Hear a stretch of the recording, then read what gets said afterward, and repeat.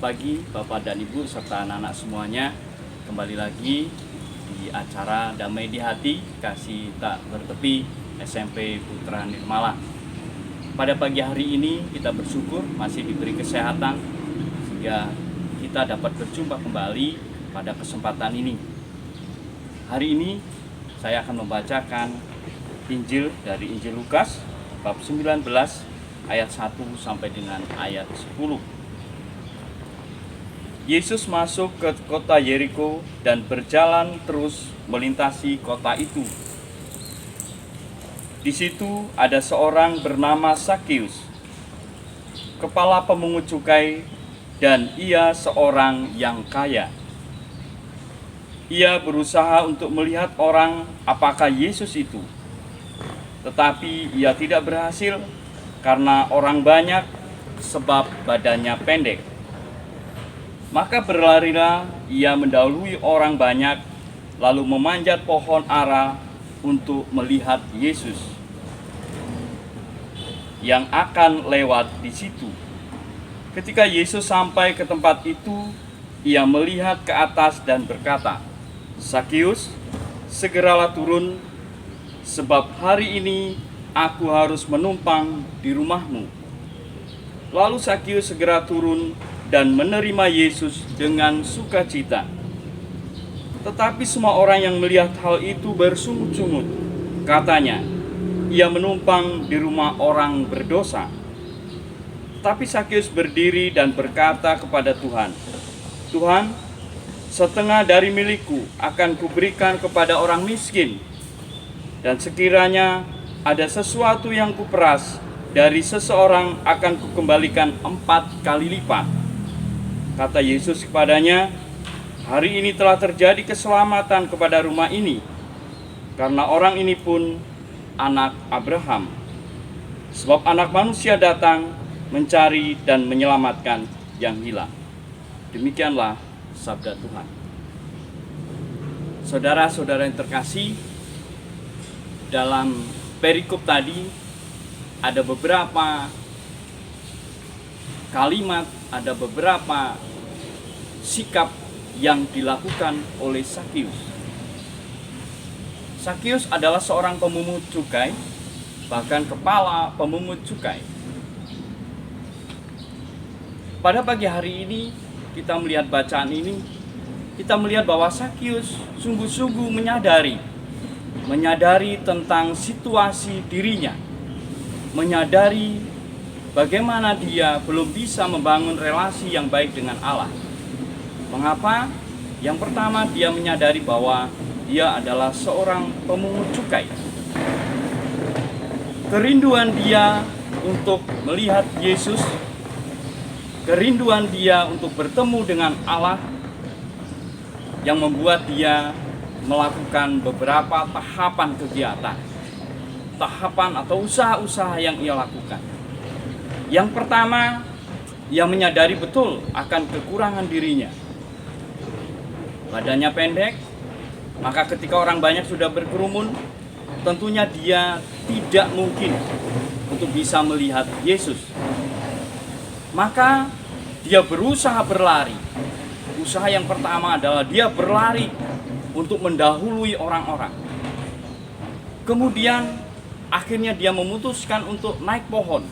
Ada sebuah usaha untuk terus berupaya untuk melihat Yesus. Akhirnya apa? Akhirnya Yesus melihat Sakius. Dan Yesus menyuruh Sakius turun. Dan akhirnya Yesus menumpang di rumah Sakius, berkunjung di rumah Sakius. Saudara-saudara yang terkasih, dalam kehidupan kita sehari-hari, tentunya kesadaran diri ini sangat penting.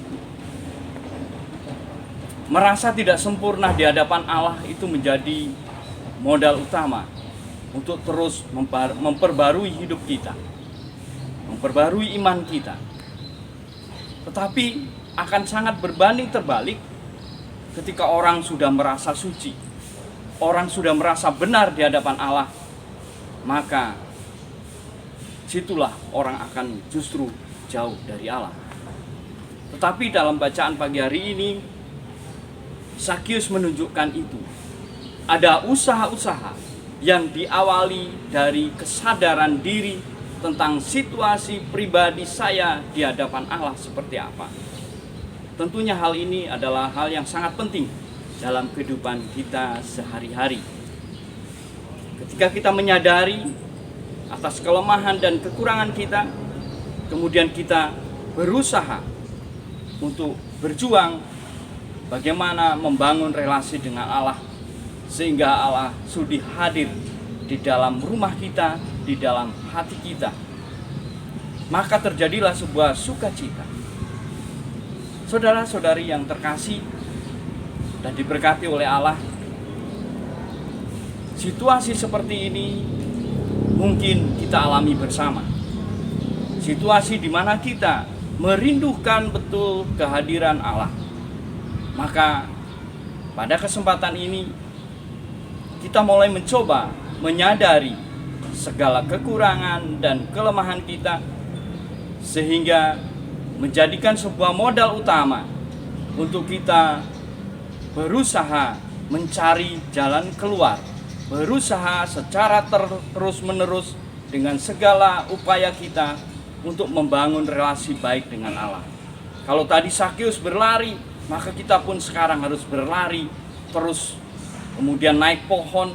Ada usaha-usaha yang Sakius lakukan, dan kita pun pasti bisa ketika berangkat dari sebuah kesadaran diri bahwa kita tidak sempurna di hadapan Allah, bahwa sungguh kita hidup dalam komunikasi yang kurang baik dengan Allah, komunikasi yang kurang baik dengan sesama kita atau dengan alam sekitar kita ini.